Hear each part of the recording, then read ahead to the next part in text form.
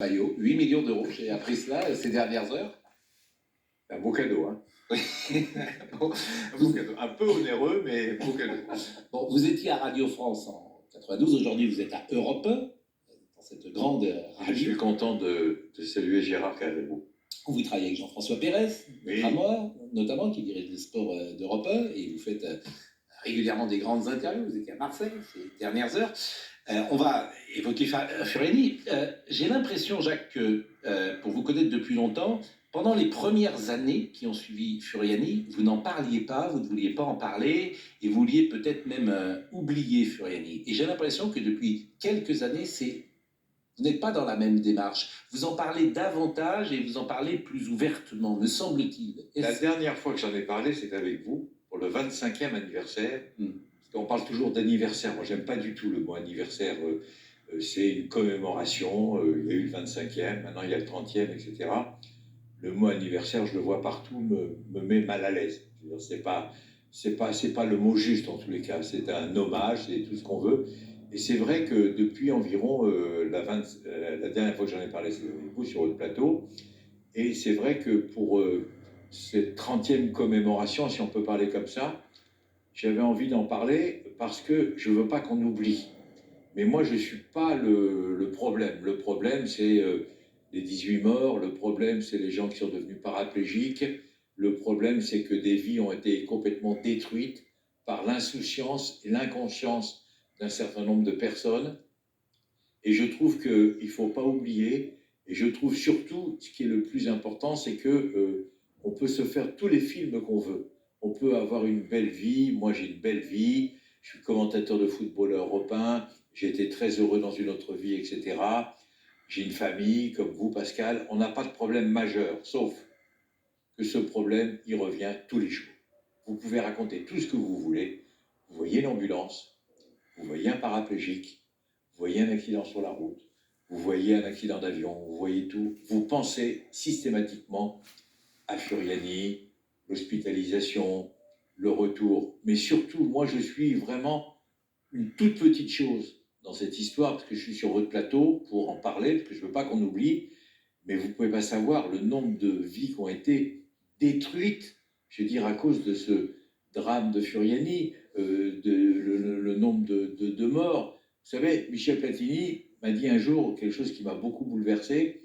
Il était au EZ avec la Juventus contre Liverpool en Ligue des Champions. Il a arrêté de jouer au football un an après. Il a arrêté à cause de ça. On ne va pas au stade pour voir ça. On ne va pas au stade pour voir tous ces morts à Furiani. Mais s'il y a eu autant de morts à Furiani, c'est que quelque part, je ne suis pas juge, je ne suis pas procureur, il y a forcément des responsables. Alors, voilà. Ce soir-là, donc j'en parle parce que je veux qu'on se souvienne, c'est tout. Ce soir-là, vous étiez en haut de la tribune. Est-ce que vous vous souvenez, quand vous tombez, vous vous en souvenez?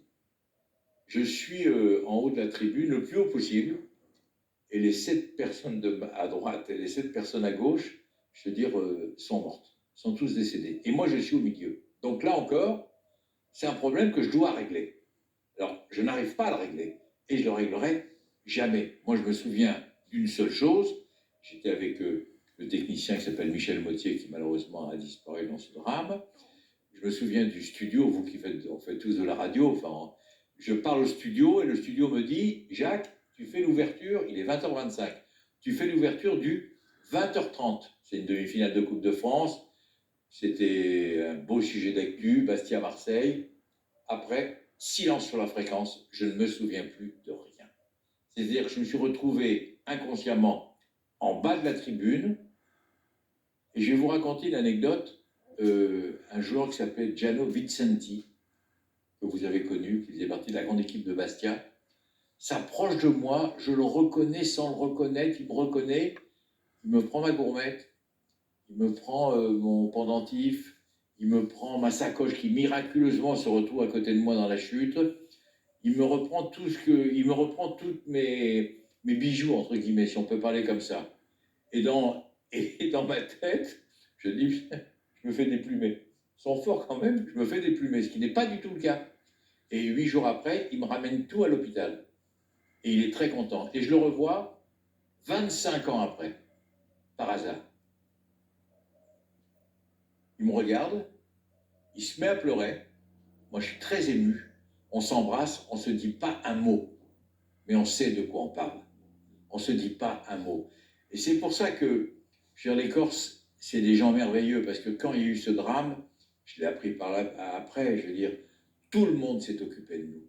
Tout le monde s'est investi. Vous étiez à l'hôpital de Bastia? J'étais à l'hôpital de Bastia, puis après j'ai été rapatrié d'une manière sanitaire, parce que j'étais, je ne m'en souvenais pas, en urgence absolue. Donc on m'a ramené. Quelles sont les blessures que vous avez eues? Alors là, non, mais j'avais les poumons qui étaient perforés, j'avais des pneumothorax, j'avais la vessie qui avait éclaté, j'avais. Bon, j'ai fait. C'était complet, quoi. Voilà, j'ai fait quasiment. J'ai pas fait 2 ans d'hôpital, mais j'ai fait 3 ou 4 mois d'hôpital. Après, j'ai fait de la rééducation. Après, je suis retourné à l'hôpital parce que vous avez les vertèbres qui étaient cassées, etc. Mais curieusement, c'est pas les choses qui m'ont marqué le plus, parce que franchement, il se passe pas une journée sans que je pense aux familles qui ont perdu un enfant, qui ont perdu un parent, qui ont perdu pour un match de football. Ce n'est qu'un match de football. Et au-delà de ça, il y a effectivement ce que vous disiez en début d'entretien, c'est-à-dire que les 7 personnes qui sont à votre droite sont décédées, les 7 personnes qui sont à votre gauche sont décédées, et vous êtes, vous, épargnés. Et ce que vous disiez tout à l'heure, d'ailleurs, ce problème, vous ne le résoudrez jamais, quoi. C'est pas un problème, d'ailleurs, cette question. Je ne pourrai jamais le résoudre. Je ne pourrai jamais le résoudre parce que c'est comme ça, parce que c'est un moment très douloureux de votre vie. Alors évidemment, vous essayez, je ne vais pas vous la faire à l'envers, hein, vous essayez de passer à autre chose. Oui. Vous commentez les matchs, vous avez une famille, vous avez des enfants, vous avez des petits-enfants, des amis. Vous avez une amoureuse, vous êtes très bien dans votre vie, etc. Mais tout d'un coup, ça revient. Vous ne savez pas pourquoi, ça revient. Et donc, il y a quelque chose que j'ai sans doute pas réglé dans ma tête et que je réglerai jamais.